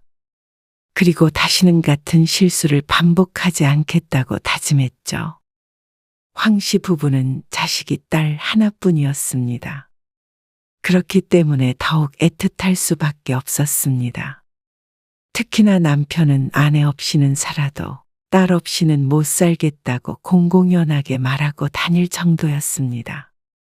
그런 딸에게 남자친구가 생겨서 결혼을 하겠다고 했을 때 남편이 절대 못 보내겠다며 우는 신용을 했습니다. 아, 너는 결혼 늦게 한다며. 나도 30 넘었어, 아빠. 남들은 35은 돼서 하더구만. 아이고, 언제까지 딸내미 옆구리에 끼고 살게? 평생. 하지만 남편도 말만 그렇게 했지. 사위가 생긴다는 사실에 설렌 것 같았습니다. 결혼 전에 사위를 자주 불러서 밥을 사주곤 했습니다. 바쁠 텐데 그만 좀 만나. 뭘? 맛있는 거 사주는 거야. 돈이 없어서 밥 못 먹나? 처음 한두 번은 그러려니 했지만 혹시나 예비 사위가 불편할까 싶어서 걱정이 됐습니다. 남편이 사람은 좋지만 가끔은 눈치가 없고 너무 격이 없어서 문제일 때가 많았으니 말이죠. 하지만 딸도 별말이 없으니 황 씨는 적극적으로 말리지 않았습니다. 근데 박서방네 부모님은 우리보다 연배가 조금 있다더라고. 그래? 당신 늘 비슷했으면 좋겠다고 그랬잖아. 사위를 맡는 것보다도 남편을 설레게 한 것이 있다면 그건 사돈이었습니다. 어디서 무얼 받는지, 사돈네와 나이가 비슷하다면 같이 캠핑도 다니며 가깝게 지내고 싶다고 했습니다. 황 씨는 그런 남편의 말에 고개만 절레절레 저었습니다. 과연 사돈지간에 그렇게 지낼 수 있는지 의문이었습니다. 황 씨 부부만 하더라도 친정부모님과 시부모님은 서로 연락을 안 하며 지냈습니다. 그런데 왜 자꾸만 그렇게 사돈네와 어울리고 싶어 하는지 몰랐죠. 나이가 무슨 상관이야? 자식끼리 결혼시키면 가족인데. 가족? 그럼 사돈도 가족이지. 정기적으로 만나서 식사도 하고 가끔은 시간 날 때 만나서 술도 한잔하고 그러면 얼마나 좋아? 황 씨의 입장에선 경악스러운 말이었습니다. 생각만 해도 불편해서 인상이 써졌습니다. 아니, 당신이 결혼해? 이 소리가 절로 나왔습니다. 누가 보면 딸이 아니라 남편이 시집이라도 가는 것 같았습니다. 하지만 이때까지만 하더라도 황 씨는 남편이 그냥 하는 소리라고 생각했습니다. 사돈하고 잘 지내야지 하고 말이죠. 그런데 그게 아니었습니다. 황 씨는 상견례 때 사돈 부부를 처음 보았습니다. 보자마자 황 씨와는 친해질 수 없겠구나 하고 직감했습니다. 황 씨는 보통 둥글둥글한 사람들과 잘 지냈는데 안사돈은 정반대 타입이었습니다. 외동딸이라 저희가 너무 곱게만 키워서 그런가 아직도 애 같아요. 잘 가르쳐서 시집 보냈어야 되는 건데. 뭐, 그건 제가 차차 알려주면 되니까요. 인사처럼 한 남편의 말에 안사돈이 시큰둥하게 대꾸했습니다. 그 말에 잠시 정적이 흘렀지만 남편이 호탕하게 웃으며 말했습니다. 그럼요. 잘 부탁드립니다. 아이고, 딸 결혼시키려니까 기분이 이상하기도 하면서 그래도 좋네요. 이렇게 가족이 느는 거니까요. 성격이 만만치 않겠다 싶었습니다. 한 번 만나고 파악할 수는 없겠지만 황 씨는 사돈의 태도가 끝까지 불편했습니다. 나이 차이가 상당히 났는데 그래서인지는 몰라도 꼭 황 씨 부부를 아랫사람 대하듯이 하는 것 같았습니다. 착각이길 바랐고 한편으론 앞으로 만날 일이 자주 있을까 싶었죠. 결혼식 때 한 번 보고 그 뒤로는 돌잔치 정도에서나 보지 않을까 생각했습니다. 그런데 딸이 결혼식을 올리고 얼마 안 돼서 남편이 딸에게 말했습니다. 미나야, 사돈하고 식사 자리 한번 마련해봐. 무슨 자리? 같이 식사 한번 하자고. 갑자기 무슨 식사를 해요? 그러게. 그냥 가족된 기념으로 같이 식사 한번 하는 거지. 남편의 말에 황 씨도 딸도 어리둥절한 상태였습니다. 결혼하고 2달. 딸이 주말에 황 씨의 집에 와서 함께 식사를 했습니다. 사위는 저녁 약속이 있어서 딸 혼자였습니다. 한번 여쭤봐. 언제 시간 괜찮으신지. 우리 다 같이? 다 같이 봐도 되고. 너희 바쁘면 엄마 아빠만 만나도 되지. 뭐?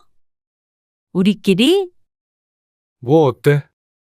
아, 뭐, 여쭤보긴 하겠는데, 딸은 어영부영 대답을 미뤘습니다. 딱 보아도 굳이 그러고 싶지 않다는 것이 느껴졌습니다.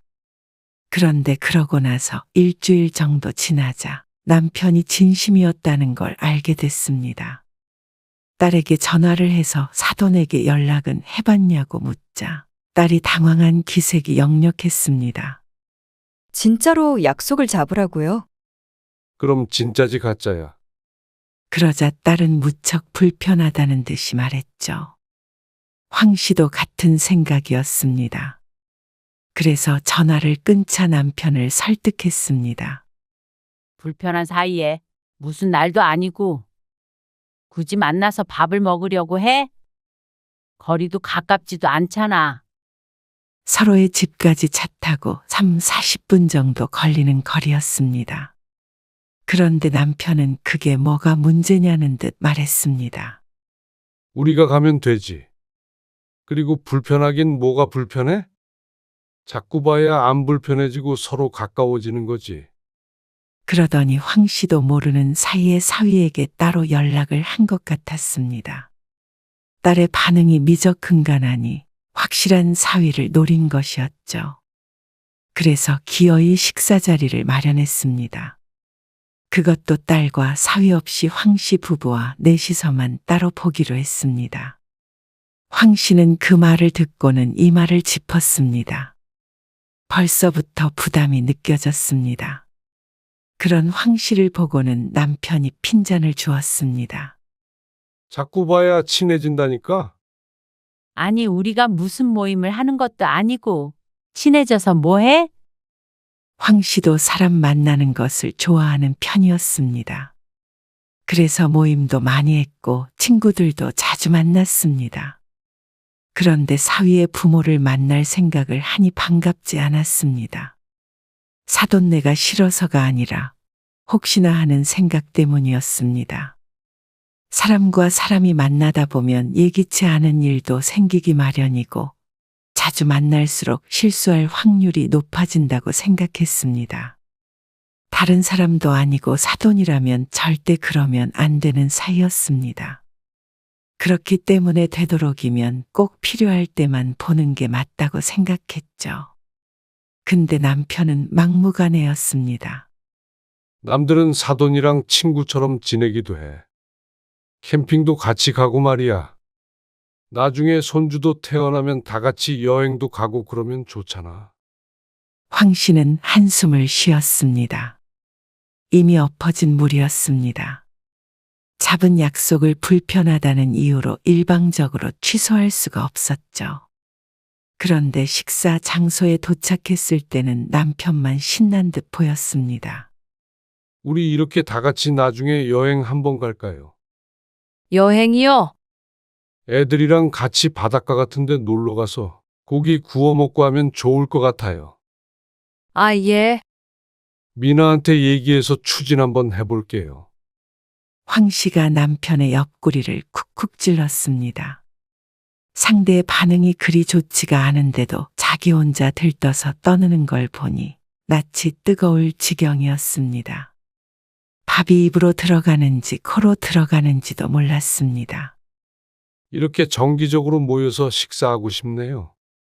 아, 좋죠. 좋으시죠?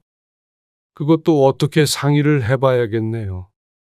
사실 제 주변에 보면 다들 사돈지간끼리 잘 만나지도 않고 그러더라고요. 근데 TV 같은 데 보면은 정말 형제처럼 친구처럼 지내는 사돈지간도 있어요. 저는 그게 참 좋아 보였네요. 그러시구나. 가까이 지내면 좋죠. 애들 얘기도 하고요. 역시 제 마음을 아시네요. 이렇게 남자끼리는 통하는 게 있어요. 식사가 끝나고 자리에서 일어날 때가 되었습니다. 황 씨는 속으로 드디어 하고 중얼거렸습니다. 미소 짓고 있느라 얼굴에 경련이 일어날 것 같은 기분이었습니다. 자리에서 일어나며 남편이 사돈네를 향해 말했습니다. 아무쪼록 부족한 저희 딸아이 잘 부탁드립니다. 그리고 이제 가족이 된 사이니까 앞으로 자주 보고 지냅시다. 아, 네. 그래요. 자주 봐요. 그렇게 식사 자리는 무사히 끝이 났습니다. 이제 만족스러워? 당신도 얘기도 잘하고 그랬잖아.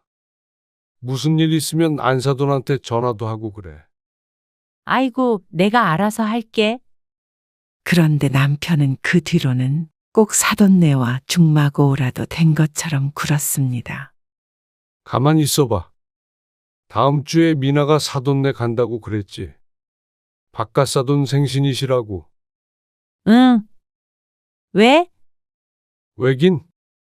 선물 보내야지. 선물을? 그럼 생일인 거 알았는데 선물을 안 보내? 지난 명절에도 선물 보냈잖아. 그건 명절 선물이고. 뭐를 준비해야 할까? 그러면서 고민하는 남편을 황 씨가 조심스레 말렸습니다. 받는 사람도 좀 부담스럽지 않겠어? 명절 선물도 고민하다가 보냈는데 생일까지 챙기게 되면 서로 부담이 될 것 같았습니다. 왜 부담스러워? 당연하지. 그러면 우리 생일 때도 챙겨달라는 거 같잖아. 그런 뜻으로 보내는 건 아니지. 그래도 받는 입장에서는 그렇게 생각하지 당연히. 당신도 사돈이 생일 선물 주면 안 보낼 거야? 그러자 남편도 잠시 생각에 빠졌습니다. 차라리 안부 전화만 해. 아니, 문자 메시지만 보내. 그걸로 돼? 너무 성의 없어 보이는데. 명절에 잘 챙기면 되지. 황 씨는 남편을 겨우 설득했습니다. 어쩐지 앞으로 이런 일이 계속될 것만 같았습니다. 그리고 그 예감이 맞았죠. 안 간다니까? 그만 좀 해, 당신. 지난번에 사돈이 자주 만나서 식사하자고 했잖아. 그건 당신이 그러자고 하는데 그 앞에서 싫다고 그러겠어? 아, 그런 거 아니라니까 그러네. 나는 안 가. 지난번에도 불편하게 밥 먹어서 집에 와서 소화제 먹었어? 당신 안 가면 나라도 갈 거야. 그러지 말라니까. 그러다가 책 잡히면 당신이 창피한 게 아니라 미나가 얼마나 곤란하겠어? 밥 먹으러 가서 내가 왜 딸내미를 곤란하게 만들겠어? 그런 일이 생길 수도 있으니까 조심하자는 거지? 나라고 뭐 사돈 내가 싫어서 그래? 당신이 너무 오버하는 거야. 내 생각엔 아무튼간 깍쟁이야. 정이 없고. 기가 차서 고개만 저었습니다. 황 씨가 무슨 뜻으로 이런 말을 하는지 모르지 않을 텐데 남편은 무조건 그런 일은 없다고 했습니다. 그리고 황 씨의 만류에도 불구하고 결국에는 혼자서 사돈 부부를 만나러 갔습니다. 딸을 거치지 않고 직접 연락해서 잡은 약속에 황 씨도 딸도 전혀 알지 못했습니다. 뒤늦게 알고는 전화했지만 받지 않았죠. 저녁 늦은 시간에 귀가한 남편을 추궁하자 기가 막혔습니다. 셋이서 밥을 먹고 술까지 마셨다는 말에 놀랐죠. 그리고 계산은 내가 했어. 그러면서 술을 꽤나 마셨는지 느린 걸음으로 욕실로 들어갔습니다. 잠시 뒤 씻고 나온 남편에게 황 씨가 잔소리를 했습니다. 당신 사돈 만나면서 술을 그렇게 마시면 어떡해? 얼마 안 마셨어. 근데 이 집이 얼마지? 갑자기 그건 왜? 아니, 얘기를 하다가 노후 얘기가 나왔거든? 그래서 일러주는데 우리 집값이 요즘 얼만지 내가 몰라가지고. 근데 노후 잘 준비해야 돼. 그치? 집에 오니 술기운이 더욱 오르는지 남편은 횡설수설하며 안방에 누웠습니다. 진짜 별 얘기를 다 했어. 뭐하러 그런 말을 해? 뭐가? 말해주면 어때서? 미련한 남편이 집에 숟가락이 몇 개인지도 일러줬을 것 같은 불길한 예감이 들어서 오싹하기까지 했습니다. 남편을 흔들어 깨웠지만 이미 깊이 잠든 후였습니다. 다음 날 남편이 일어났을 때 한 소리 했더니 남편의 입이 대빨 나왔습니다. 못할 말 한 것도 아닌데 도대체 왜 그러는 거야? 사사건건 그렇게 마음에 안 들어? 그런 말이 아니잖아. 잘 만나서 밥 먹었고, 별다른 얘기 안 했어. 실수도 안 했고, 당신이 싫다 그래서 혼자 잘 갔다 왔는데 왜 난리야? 그러더니 남편은 삐쳐서 말도 안 했습니다. 어쩜 나이가 들면 들수록 아이가 돼가는지 몰랐습니다. 결국 나흘 뒤에 황 씨가 두 손 두 발 들었는데 그래도 그 뒤로는 만나겠다는 소리를 하지 않아서 앞으로는 그런 일이 없을 줄 알았습니다. 남몰래 가슴을 쓸어내렸는데 그런 황 씨를 비웃듯 남편이 사위에게 따로 연락해서 여행을 가자고 한 듯 했습니다. 어느 날 저녁 늦게 딸이 집으로 찾아왔습니다. 연락도 없이 어쩐 일이야? 황 씨가 의아하게 묻자 딸이 화를 참는 듯한 목소리로 말했습니다. 퇴근하다가 할 말이 있어서. 아빠는? 심상치 않은 기색에 황 씨는 당황했습니다. 어지간해서는 언성을 높이는 일이 없는 딸이었습니다. 근데 이렇게 찾아와서 아빠를 찾는 걸 보니 남편이 뭔가 잘못이라도 한 것 같았죠. 무슨 일이야? 남편이 안방에서 나오며 물었습니다. 휴대폰을 뚫어지게 보면서 말이죠. 안 그래도 너한테 연락하려고 했어. 왜?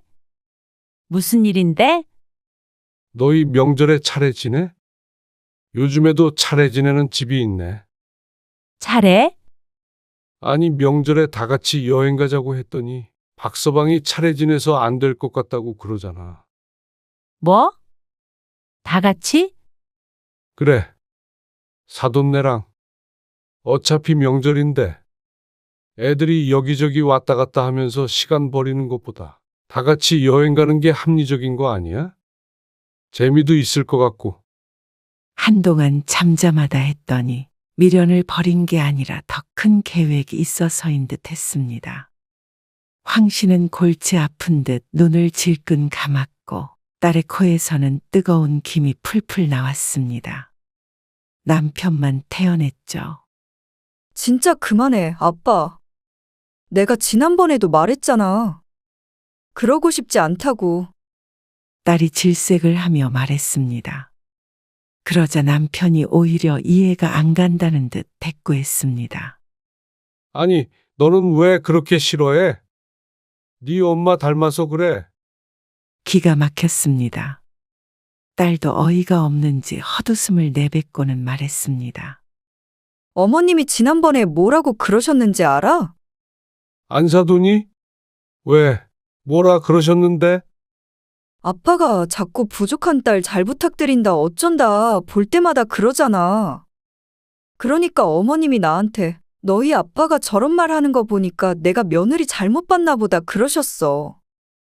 그 말에 황 씨도 남편도 눈이 커다래졌습니다.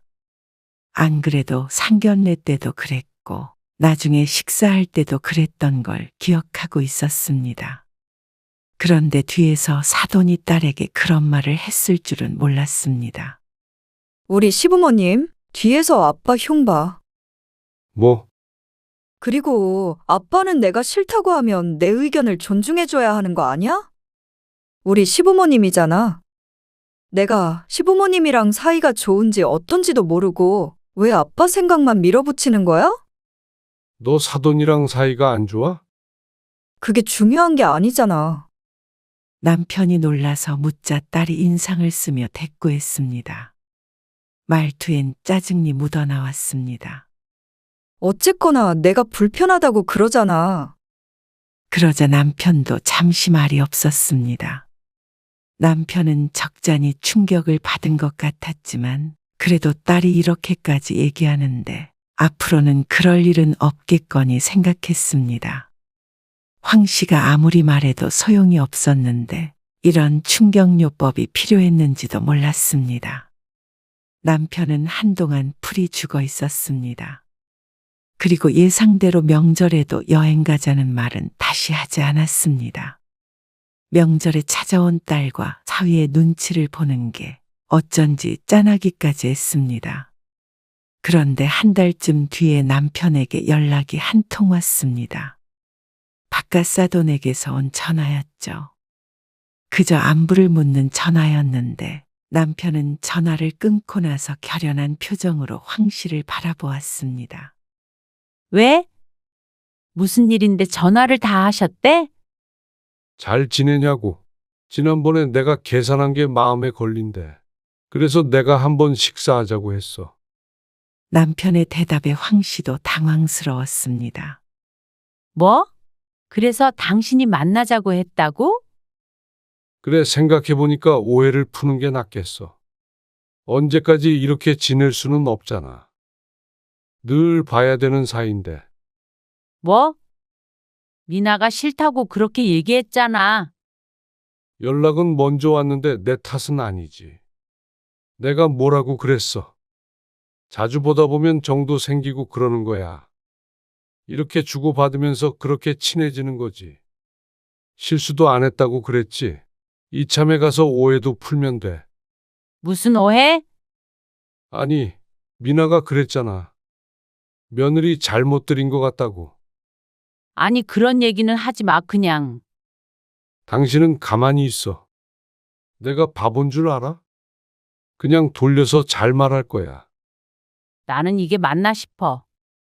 뭐가? 사돈 만나는 거? 진짜 당신 이상하네. 혹시 미나한테 안 좋을까 봐 그런 건데 뭐가 이상해? 인간관계를 그런 식으로만 생각하면 한도 끝도 없어. 당신은 어렵지도 않아? 사돈인데 사위의 부모님이잖아. 아니, 뭐가 어려워. 이제 가족인데. 콧노래를 흥얼거리는 소리가 들려오는 듯 했습니다. 정말 주책바가지라고 생각했습니다. 그리고 남편이 언젠가는 일을 낼 줄 알았습니다. 다 같이 만난 자리에서 기어코 사고를 쳤죠. 물론 남편 혼자만의 잘못은 아니었지만 애초에 이런 자리를 만들지 않았다면 나았을 것입니다. 젊어서 그런가? 술도 참 잘 드시더라고요. 아, 그날요? 미나 아빠가 신뢰가 많았어요. 신뢰는요. 그냥 재미는 있었어요. 서로 이해하고 살아야죠 뭐. 그 말에 황 씨의 얼굴에 떠올라 있던 얼굴에 실금이 가는 듯 했습니다.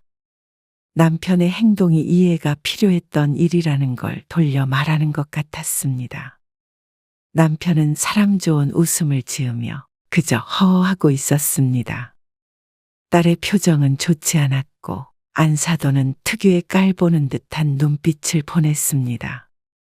자신이 그렇게 생각하고 봐서 그런 건지는 모르겠지만 어쩐지 황 씨 부부를 무시하는 것 같기도 했습니다. 책 잡히지 않게 자주 만나지 않는 게 좋겠다 싶었지만 이미 늦은 것 같았죠. 윗사람이 아랫사람에게 말하듯 대하는 사돈의 태도가 불편했습니다. 그런데 이어지는 말에 황 씨도 황당한 기분이 들긴 했습니다. 우리는 며느리가 마음에 안 들어도 꼭 참아요. 그거 말해서 뭐해요? 아, 그러세요. 기분이 상했지만 황 씨는 애써 웃었습니다. 그런데 똑같은 말을 식사하는 동안 2번, 3번을 반복해서 말하는 통에 사위가 안사돈을 말리기도 했습니다. 황 씨는 어서 식사를 끝냈으면 했습니다. 그래서 다시는 이런 자리에 나오지 않겠다고 다짐했습니다. 그런데 남편은 참지 못했습니다. 아니, 우리 미나가 마음에 안 들게 하질 않을 텐데요. 네?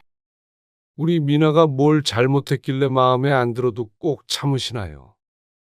여보, 아니, 그게 무슨 잘못을 했는지는 얼른 생각이 안 나는지 안사돈이 눈을 굴렸습니다. 아니, 제가 사실 여기에 오해 좀 풀어보려고 왔거든요. 근데 왜 자꾸 말을 그렇게 하시나요? 그게 무슨 말씀이신지. 우리 미나한테도 결혼 잘못 시킨 것 같다고 그러셨다면서요. 인사치레로 한 말을 갖다가 그렇게 뒤에서 험담하고 그러지 마시고 앞에서 말씀하세요. 그러자 사돈네 얼굴이 울그락불그락해졌습니다. 그러고는 그 모든 화살은 한 방향을 향했습니다. 이제 딸은 거의 울 것 같은 표정을 지었습니다. 당연히 그렇게 말하면 말을 옮길 사람은 며느리밖에 없을 테니 사돈이 황 씨의 딸을 노려보는 것이 당연했습니다. 그런데 그런 당연한 걸 모르는 사람은 남편뿐인 듯 했습니다. 부모인 이상 당연히 그런 소리를 들으면 화가 날 수는 있지만 그래도 이 자리에서 이런 식으로 따지는 건 화풀이밖에 안 된다고 생각했습니다. 결국엔 딸이 욕먹을 테니 말이죠. 그 뒤로는 짐작대로 엉망진창이었습니다. 안사돈도 한 소리를 듣고 가만히 있는 성격이 아니라 언성을 높였고 남편은 이에 질세라 더 목청 높여 따지고 들었습니다. 이번엔 술은 한 잔도 먹지 않았는데 어찌된 일인지 취한 사람들 같았습니다. 식사 자리는 식사가 끝나기도 전에 흐지부지 끝이 났습니다. 화가 난 사돈이 먼저 계산을 하고 자리를 뜨니 밥 얻어먹으러 와서 쌈박질한 사람이 된 듯 했습니다. 딸은 그 자리에서 가슴을 치며 울었습니다. 내가 진짜 창피해서 살 수가 없어. 아니, 아빠는 미나 너 생각해서 안사돈이 먼저. 그러자 딸이 더 크게 흐느꼈습니다. 그제서야 남편도 사과를 했습니다. 딸은 그 사과를 듣는 둥 마는 둥 하더니 사위와 함께 식당을 나갔습니다. 아니, 애들 앞에서 왜 사돈이랑 싸워? 아니, 미나가 마음에 안 든다고 그러잖아. 왜 뒷일은 생각을 안 하는 거야? 거봐, 자주 보면 실수할 일밖에 없다니까? 그리고 며칠 동안 연락이 없는 딸 때문에 남편은 초조한 듯 했습니다. 당신이 미나한테 전화 좀 해봐. 해서 뭐라 그래? 내가 그럴 의도가 없었다고. 화 풀으라고 당신이 잘 달래봐. 아니, 내가 왜? 당신은 내 말 더럽게 안 듣잖아. 제발 정신 차려. 아, 정신 차렸어. 사돈 전화번호도 차단했어. 다신 그 여자 안 만나 내가. 장례식 때나 볼 거야. 뭐, 차단? 참, 그러다가 며칠 뒤에 딸에게서 연락이 왔습니다. 예상대로 사돈네가 발칵 뒤집힌 듯 했습니다. 크게 혼나기도 하고 안 좋은 소리를 듣기도 한 모양이었습니다. 그리고 그 말을 들은 남편이 또다시 분개했습니다. 잠깐만 내가 차단을 일단 풀고 전화를. 제발 좀 가만히 있으라니까? 그러자 이번엔 딸에게 전화를 해서 이혼을 하라 마라 난리도 아니었습니다. 황 씨가 전화를 뺏어서 끊어버리자 남편이 황 씨를 나무랐습니다. 그리고 그런 남편에게 한숨을 쉬며 말했습니다. 진짜 제발 좀 미나가 알아서 하게 냅둬. 당신이 이러면 더 안 좋아져. 한두 살 먹은 어린애도 아닌데. 이혼하게 생기면 할 거고 같이 살게 생기면 같이 살 건데 왜 당신이 나서서 그래? 당신만 내 말 들었어도 이런 일 없었을 거 아냐? 내가 사돈한테 그 정도 말도 못해. 사돈이 우리 가족이야? 사돈은 우리 인간관계 아니야? 딸 인간관계에 당신이 끼어들면 어떡해? 아무리 잘해도 득될 거 없는 사이잖아. 같이 캠핑 가고 그런 거는 당신 친구들이랑 해? 아니면 우리 식구만 가던가? 상대는 그렇게 좋아하지도 않는데 왜 당신만 그렇게 안달이야? 거봐. 그러니까 흉볼 빌미만 주는 거잖아.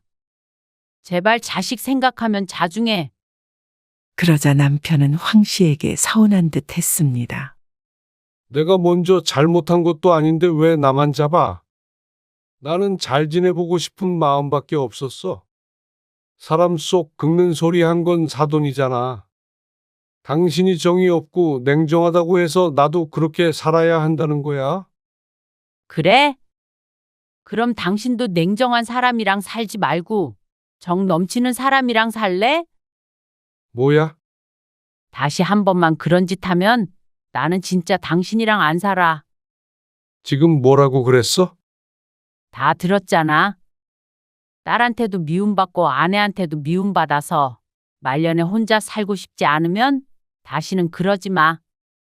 황 씨의 말에 남편은 기가 죽었습니다. 딸에게서는 한동안 연락이 없었습니다. 그리고 한 달쯤 지나자 전화가 왔는데 남편이 얼마나 안도했는지 옆에서 보는데 헛웃음이 날 지경이었습니다. 그 뒤로 사돈과는 서로 사과의 말은 하지 않았습니다. 그조차도 딸이 원하지 않았습니다. 자기 선에서 오해 풀고 해결했다며 더 이상은 묻지 않았으면 했습니다. 딸에게 살짝 듣자 하니 사위도 사돈네를 뒤집어 놨다고 했습니다. 그래서 황 씨 부부도 다른 말은 하지 않았습니다. 그리고 사돈과는 1년에 한 번 설에만 서로 자식들 통해서 선물만 주고받고 일체 다른 연락은 하지 않았습니다. 그러자 이렇게 평화로울 수가 없었습니다. 괜히 자식의 결혼에 부모들이 들떠 너무 나섰던 것이 화근이었습니다. 어떤 관계는 거리가 필요한 관계도 있다는 사실을 남편은 이제야 깨달았습니다. 물론 이런 일 없이 잘 지내는 사돈지간도 있겠지만 괜히 모험을 할 필요는 없다고 생각했습니다. 얼마 뒤 딸에게 물었는데 시집 식구들과도 큰 문제가 없이 평범하게 지내고 있다고 했죠. 부부 사이도 좋아 보여서 황 씨는 그거면 됐다고 생각했습니다.